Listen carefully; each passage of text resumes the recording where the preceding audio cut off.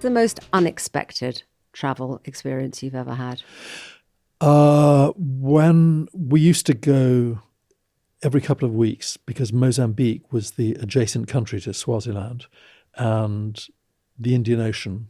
And at that point, it was a Portuguese colony. So having Portuguese food was so exotic to somebody growing up on, because my mother hated cooking, and she taught our cook in Swaziland to do 7 recipes. So on a Monday we had beef, Tuesday it was pork, Wednesday it was lamb, Thursday it was chicken, Friday was fish out of a tin, Saturday was a barbecue, Sunday was a barbecue. So it was regimented. Absolutely, there was no variation of what we ate, with the pudding at the end. Hopefully bread and butter. So going to Mozambique was so exotic. And when I was 7, we went to a place called San Martino, which is a lagoon on the Indian Ocean, that the mouth of the lagoon closes up for 6 months of the year by sand. The sand, tide or whatever, covers that up. And there was a great white shark that had got trapped in this lagoon. Yeah. And I was on a boat with my father. We were fishing, outdoor motor, and the thing bust or conked out, and this shark came at us. Oh my God!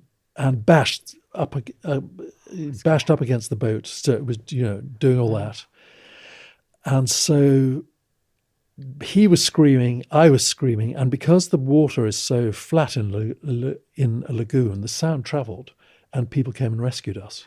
But that was the hairiest travel experience I've ever had. That's absolutely terrifying. Yeah, it was. That's but like also Jaws. Exhilarating. Yeah, it was.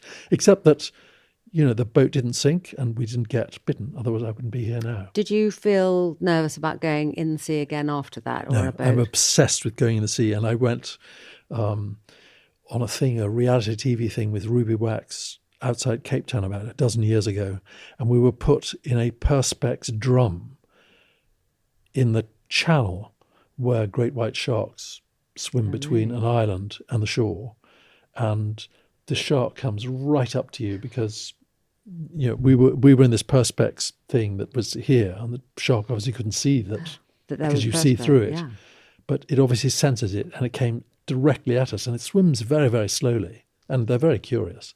And I thought that was one of the most exhilarating things. How was Ruby? Did she freak out? Yeah, she did. I can imagine. Oh my God! That's extraordinary. Yeah, it was. Wow. But you still love sharks, the sea. Yeah, love the sea. If I could live in another element. So the first time I went scuba diving on my honeymoon in the Seychelles, on our honeymoon in the Seychelles in 1986, and I got my scuba license, diving license, PADI.